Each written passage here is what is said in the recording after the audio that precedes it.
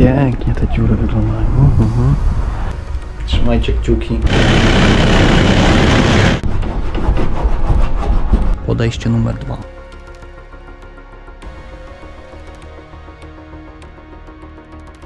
I taką gotową mieszankę będę nakładał w formie zabezpieczenia antykorozyjnego.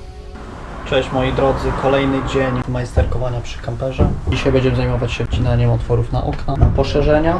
Tu właśnie wyciąłem sobie te fragmenty. Te nożyce fajnie się spisują.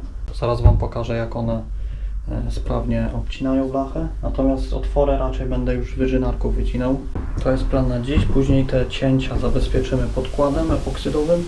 Zabezpieczę to na noc. Jeszcze właśnie otwory na wentylatory będę musiał jeszcze zrobić. Że jest kupa roboty, bierzemy się do pracy. Nie chcę ciąć kątówką, bo to będzie przepalało blachę. Już Wam pokazuję, jak to idzie sprawnie. No, fajnie to idzie. Jak wygląda cięcie tymi nożycami. Później tylko te ranty trzeba pozabezpieczać. Przeszlifować najpierw, żeby nie było ostrych krawędzi.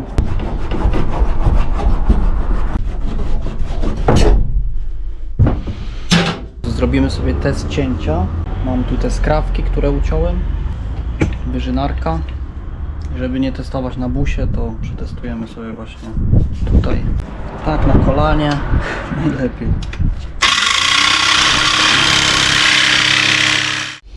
Ładne cięcie, równe. Później wiadomo, tylko trzeba będzie zeszlifować. Teraz zajmiemy się przeszlifowaniem tych ciętych krawędzi. Przygotuję pod podkład.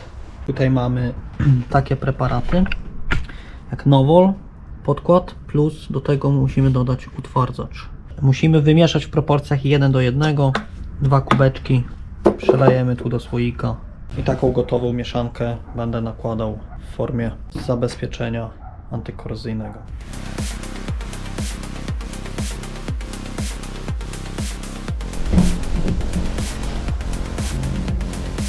I to muszę wszystko powtórzyć z tą resztą miejsc, gdzie dokonywałem tych zabiegów cięcia. Czyli jeszcze te drzwi przesuwane, plus tutaj z tyłu na te poszerzenia.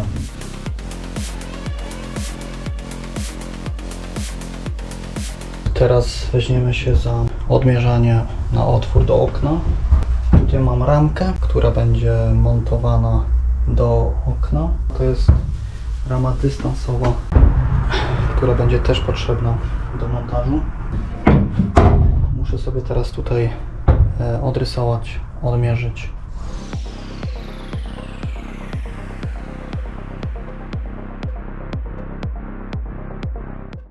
Witajcie moi drodzy. Dzisiaj zabieramy się za wycięcie wzoru do otworu do okna. Użyję sobie do tego tektury z pudełka po tym oknie, akurat ma odpowiednie wymiary. Odrysuję sobie jako wzór, później przyłożę do blachy. Gdybym miał same wnętrze odmierzyć, to by było dużo łatwiej, natomiast ja muszę zaznaczyć ten fragment, ten rand. Niestety to troszkę przeszkadza.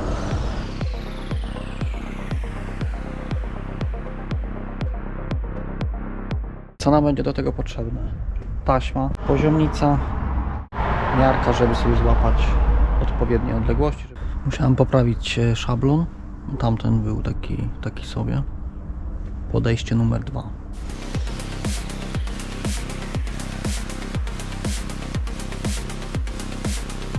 Zabezpieczymy sobie tą wnękę folią, po prostu żeby podczas cięcia nie wpadały opiłki. Myślę, że tu też dam tak troszkę wyżej, bo tu są takie szczelinki. No i ogólnie będę musiał też to zrobić do poszerzeń. Dobra, zabezpieczyłem sobie wnęki, także żadne opiłki mi nie będą wpadać. Tutaj wszystkie te wnęki tego typu są pozabezpieczane. Czyli tak, tu będą okna. Tutaj mam zabezpieczenia porobione na poszerzenia. Tu tylne okno już też jest zrobione. Także nic, tylko odmierzać, odrysowywać i ciąć. I mieć nadzieję, że wszystko pójdzie dobrze. Trzymajcie kciuki, żeby wszystko było równo, nie było żadnych problemów. Rozwiercimy dziurki na obrzeżach.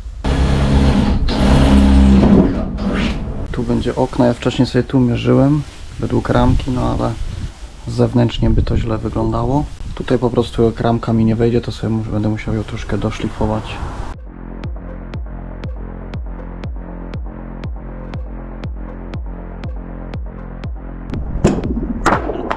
Yo!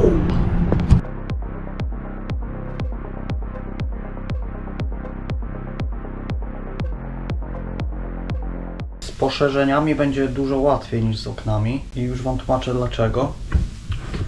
Bo poszerzenia mają taki dodatkowy rand, na który będę kładł Sikaflex, ten klej mocujący.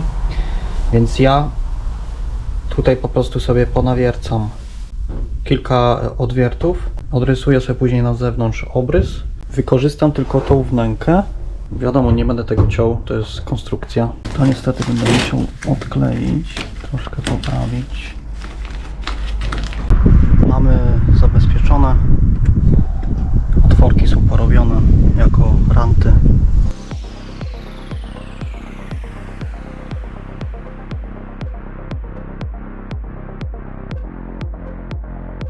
Dobra, jest kolejna dziura.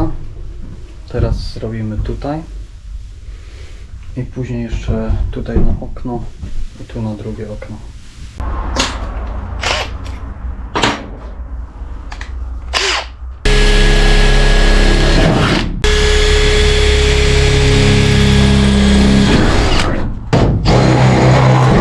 Pięknie te dziury wyglądają.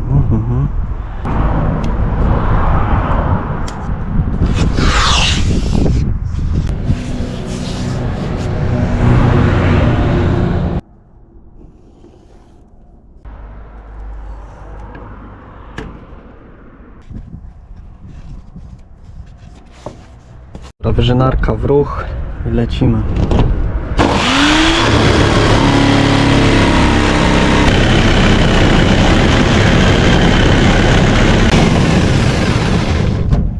Zobaczcie, gdyby nie ta taśma, to mam tak porysowany tutaj lakier dookoła.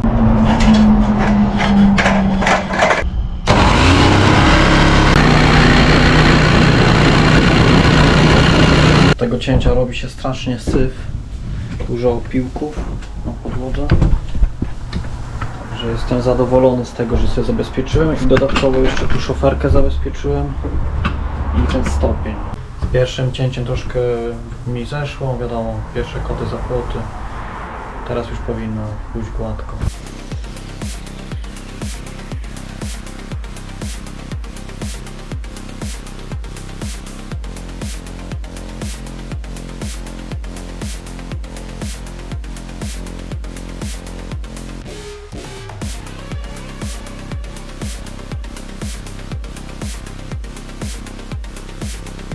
Pracujemy do żarówek, dochodzi godzina 18. Zostało mi jeszcze tylko to okno przeszlifować.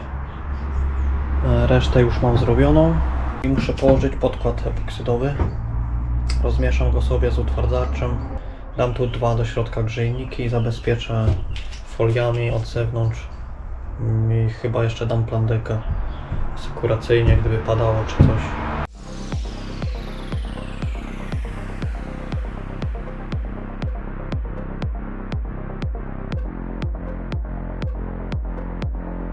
Koniec na dzisiaj, już jest późno. Włączam sobie grzejniki, temperatura 25 stopni.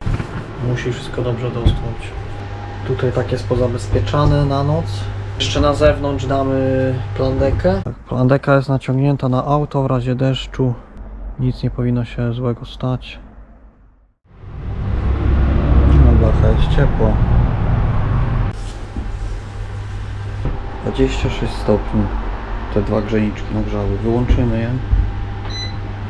Całe noc pracowały. Niech sobie odpoczną. Na dworze jest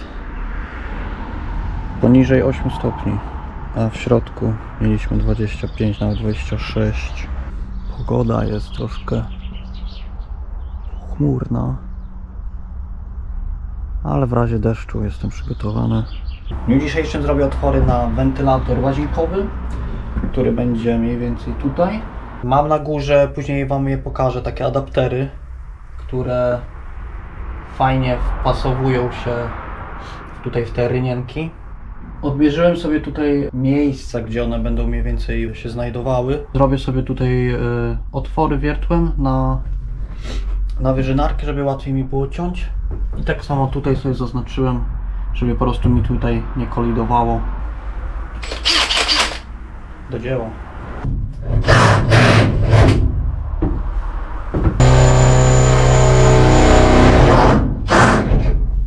Oczywiście biorę też pod uwagę miejsce instalacji paneli słonecznych. Niestety na początku myślałem, że tutaj, w tym miejscu będę miał te umiejscowienie. Niestety tu jest za wąsko. Tutaj to by w ogóle było nad salonem. Tutaj, gdzie będzie kuchenka, to ten wentylator w ogóle nie spełniałby funkcji. Także to jest taki mój pomysł na to. Obawiałem się, że za wentylatorem od tego miejsca do końca dachu nie wystarczy mi miejsca na 2 panele, ale według mierzenia wszystko powinno być cacy. Dobra, jesteśmy na dachu, tak wyglądają te adaptery.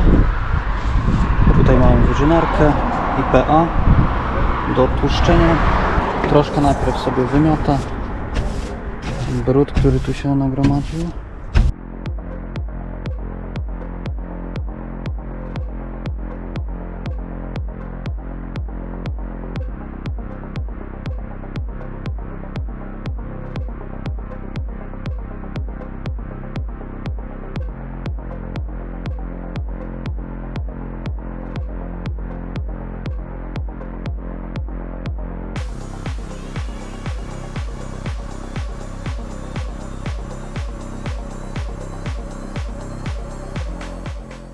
Dobra, otwory są porobione.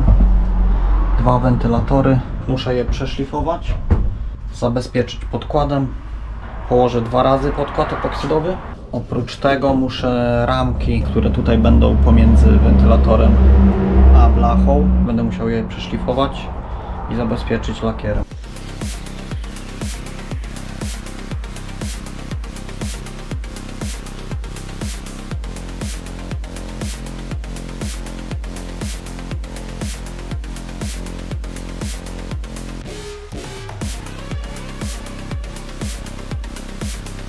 Dobra, tam u góry już pomalowałem. Teraz tutaj od spodu pomaluję. Odsłoniłem te wczorajsze otwory, które ciąłem. Położymy drugą warstwę podkładu.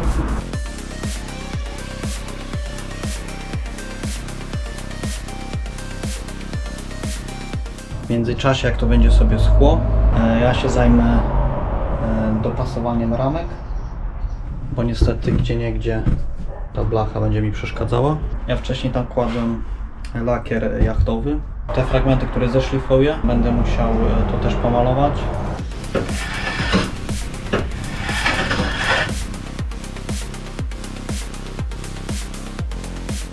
Szlifowałem ramki, odpyliłem, teraz wystarczy je odtłuścić. Później na to położymy lakier jachtowy. Tutaj właśnie mam taki produkt. Tutaj w tych kartonach mam te pianki kauczukowe. To w późniejszym etapie będziemy robić.